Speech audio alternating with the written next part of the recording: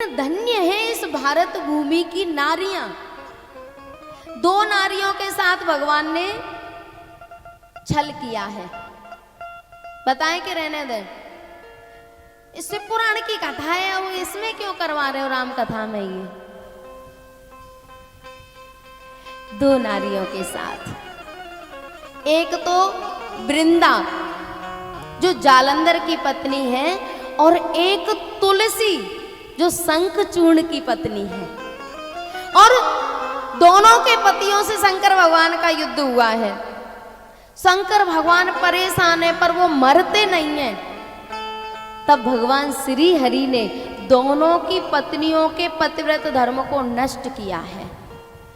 अब ऐसे लग रहा है ना कि भगवान को ये काम नहीं करना चाहिए था, लेकिन समाज कल्याण के लिए, समाज की भलाई के लिए भगवान को भी ये काम करना पड़ा। और धन्य है ये नारियां जिन्होंने भगवान को भी साप दिए बिना छोड़ा नहीं। अच्छा, आज तक आप ये समझते होंगे कि वृंदा और तुलसी एक ही हैं। नहीं, वृंदा जालंधर की पत्नी है और तुलसी शंखचूर्ण की है।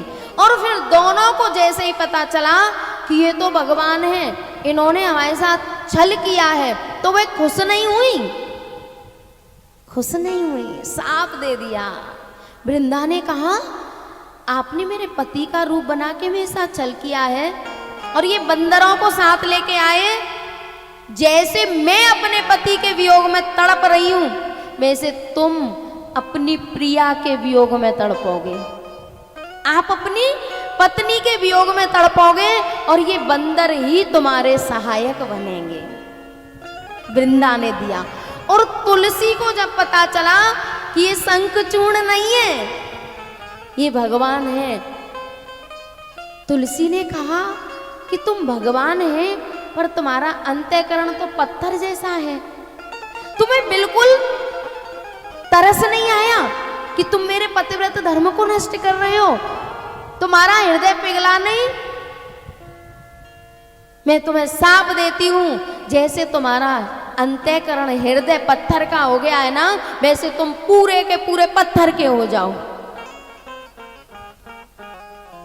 जब भगवान ने उसके पतिव्रत धर्म को देखा तो भगवान ने कहा, तुलसी, मैं तुझसे बहुत प्रसन्न हूं और कलयुग में किसी की पूजा नहीं होगी, तेरी पूजा होगी।